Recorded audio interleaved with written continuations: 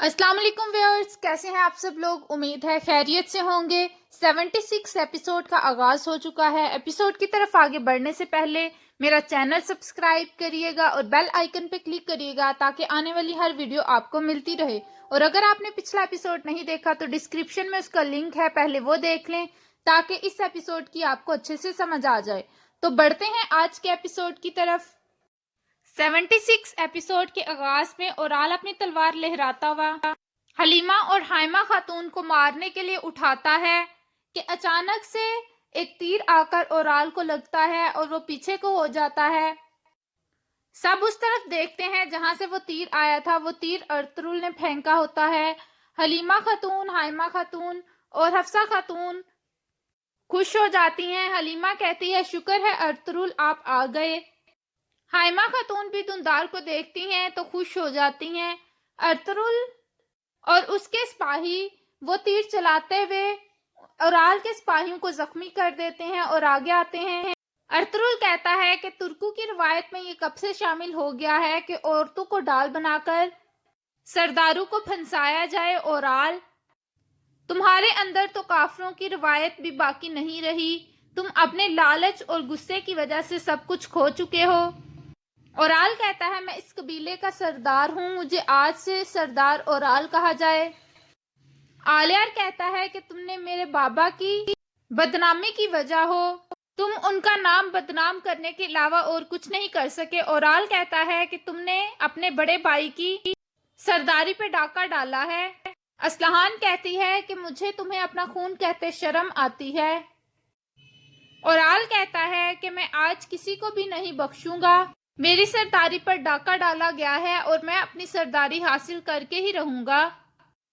Ertugrul कहता है कि तुम्हें फिर मर्दों की तरह लड़ना आना चाहिए। इसके बाद अर्तुरुल ओराल के साथी सिपाहियों को कहता है कि अगर तुम इसका साथ देना चाहते हो तो तुम सब लोग मरोगे, और अगर तुम हक और इंसाफ के साथ होगे तो तुम्हारी जान बख्श दी जाएगी। अपने आप को ऐसे इंसान के लिए मत दखल अंदाजी करो। उसके बाद अर्तुरुल और सिपाही हमला कर देते हैं। बमसी तुर्गुत ओराल के सिपाहियों के साथ निमटना शुरू कर देता है। अर्तुरुल भी आगे आने वाले सिपाहियों को मारता हुआ आगे बढ़ता है। वो ओराल की तरफ जाने ही लगता है कि ओराल यकदम आगे आकर हलीमा को पकड़ लेता है और उसके गले पर तलवार रख देता है। हलीमा कहती है कि मुझे छोड़ दो। अर्तुरुल परेशान हो जाता है और कहता है, मेरी बीवी को छोड़ दो, उसका क्या कसूर है। लड़ना है तो मर्दों की तरह मुझसे लड़ो। ओराल कहता है कि तुम्हारी बीवी आज मरेगी। आलियार कहता है, तुम्हारी बेनियती और लालच ने सब कुछ खत्म कर दिया है। दूसरी तरफ एक सिपाही तीर फेंकता है जो कि वेसुलस के पास जाता है। वेसुलस देखकर कहता है कि ओराल, कमांडर कहता है कि इसका मतलब है कि हालात ठीक नहीं है, अर्तुरुल और उसके सिपाहियों ने हमला कर दिया है। वेसुलस कहता है कि ओराल का आखिरी वक्त आ चुका है। कमांडर कहता है कि ओराल के सिपाही तादाद में ज्यादा हैं। वेसुलस कहता है, जंग तादाद से नहीं बल्कि हिम्मत से लड़ी जाती है और ओराल के पास लालच के सिवा कुछ नहीं है। दूसरी तरफ ओराल अभी तक हलीमा खातून को पकड़कर खड़ा होता है। अर्तुरुल कहता है, छोड़ दो। ओराल कहता है, तुम्हारी बीवी मरेगी वरना तुम लोग सब हथियार फेंक दो। आलियार कहता है कि मैं आज शर्मिंदा हूं कि तुम मेरे भाई हो और मैं चाहता हूं कि तुम मेरे ही हाथ से मरो। ओराल हलीमा के ऊपर से अभी तक तलवार नहीं हटाता। आलियार कहता है, तुम कितना गिरोगे और कितने बेगुनाह लोगों की लाशों को मारोगे। दूसरी तरफ ओराल कहता है, अपने हथियार फेंक दो। तमाम अर्तुरुल के सिपाही अपने हथियार फेंक देते हैं। ओराल अपने सिपाहियों को कहता है, इन पर हमला करो, लेकिन कोई भी हमला नहीं करता।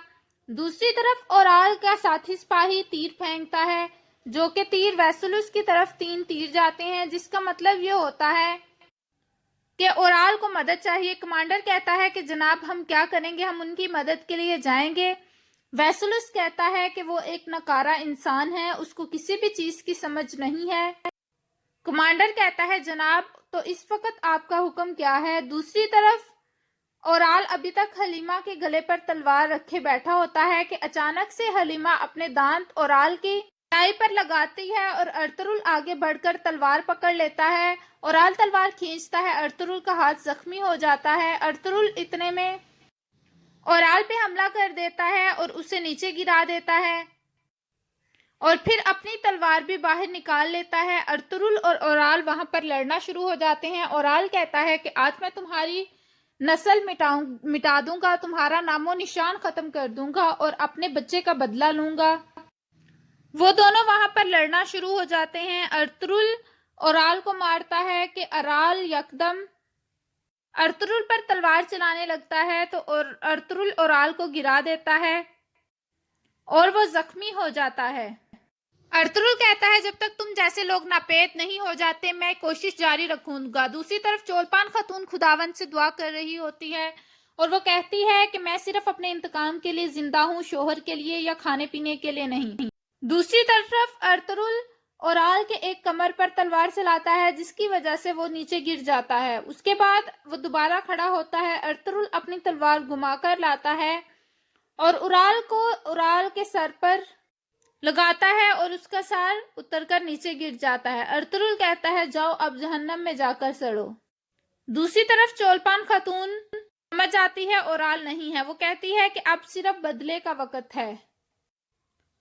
اس کے بعد ویسلس اپنے کمانڈر کو کہتا ہے کہ میں شہنشاہ کو خط بھیجوں گا اور ان سے ایک فوجی دستہ منگواؤں گا جو کہ میرے لڑنے کے لیے کافی ہوگا۔ دوسری طرف چولپان خاتون کہتی ہے کہ اب میرے بابا کے بدلے کا وقت آ گیا ہے۔ وہ خنجر کو زہر لگاتی ہے اور اس خنجر کو دوبارہ رکھ دیتی ہے۔ دوسری طرف ارطغرل حلیمہ اور حائمہ خاتون کے بازو کھولتا ہے اور وہ آپس میں گلے ملتے ہیں۔ اسلحان آلیار کو کہتی ہے کہ ہمارا آشیانہ بکھر گیا ہے۔ ارطغرل حفصہ خاتون اور حائمہ خاتون ایک دوسرے کے گلے ملتے ہیں۔ آلیار اسلحان کو تسلی دیتا ہے۔ حائمہ خاتون دندار کو کہتی ہیں شکر ہے بیٹا کہ تم واپس آ گئے۔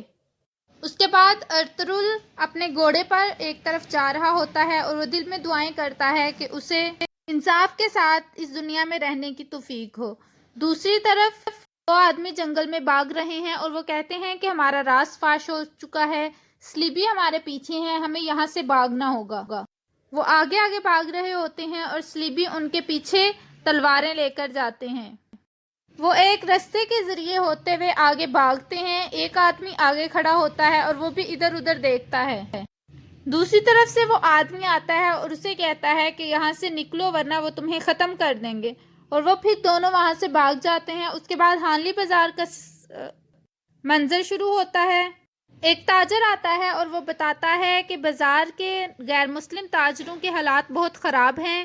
ویسلس نے تمام تجارت روک دی ہے جس کی وجہ سے ان کی تجارت میں کام نہیں کر رہی۔ ارطغرل کہتا ہے کہ ویسلس کا کچھ سوچنا پڑے گا، اس نے جب سے ہانلی بازار ہم نے لیا ہے تمام تجارت ختم کر دی ہے اور اس کے ذریعے اس کے اپنے لوگوں کو بھی نقصان ہو رہا ہے۔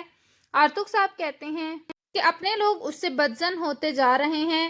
آلیار کہتا ہے کہ ہم کب تک اس کو اس زمین پر کھلا چھوڑے رکھیں گے۔ ارطغرل کہتا ہے کہ ہمیں جلد کچھ نہ کچھ کرنا پڑے گا، اور وہ تاجر کو کہتا ہے کہ تمام غیر مسلم تاجروں کو حوصلہ دو، ہم جلد ہی کچھ کریں گے اور سب ٹھیک ہو جائے گا۔ دوسری طرف چولپان خاتون اپنی دعا کر رہی ہوتی ہے کہ جنہوں نے اس کے بچے اور اس کے شوہر کو ختم کیا اور اس کے باپ کو ختم کیا وہ ان سب سے بدلہ لے گی۔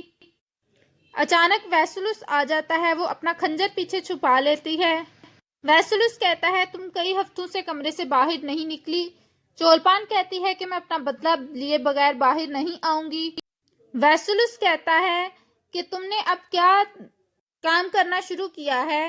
اس کی اچانک نظر پڑتی ہے جو کہ صلیبیوں کا نشان ہوتا ہے۔ ویسلس کہتا ہے اچھا تو تم نے اپنا مذہب سب سے چھپائے رکھا۔ چولپان کہتی ہے کہ اس کے لیے میں صرف خداوند کو جواب دہ ہوں۔ اس کے بعد ویسلس وہاں سے چلا جاتا ہے۔ دوسری طرف آلیار، آرتک صاحب اور ارطغرل ایک سرائے میں بیٹھے ہوتے ہیں۔ آرتک صاحب کہتے ہیں کہ قحط کا دور آ گیا ہے، تمام غیر مسلم اس حالت سے بہت پریشان ہیں، ان کی تجارت بھی بند ہے۔ آلیار صاحب کہتے ہیں کہ ہمیں ان کا ساتھ دینا چاہیے۔ ارطغرل کہتا ہے ایک وقت تھا جب ہم یہاں آئے تھے تو ہم بھی اس قحط حالی کا شکار تھے، لیکن اللہ تعالیٰ رزق دینے والا ہے اور وہ ان کو بھی رزق دے گا۔ آلیار کہتے ہیں کہ ویسلوس کا کیا کرنا ہوگا۔ ارطغرل کہتا ہے کہ اس کا بھی انجام قریب ہے۔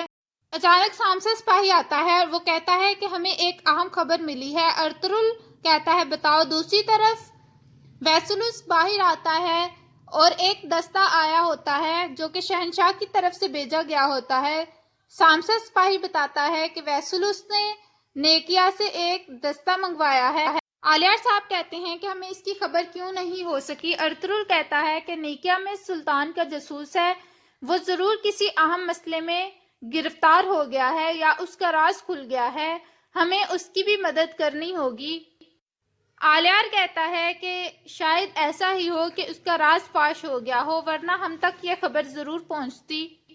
جبکہ دوسری طرف وہ دونوں آدمی ابھی تک بھاگ رہے ہوتے ہیں، وہ ایک ندی کے ذریعے جا رہے ہوتے ہیں۔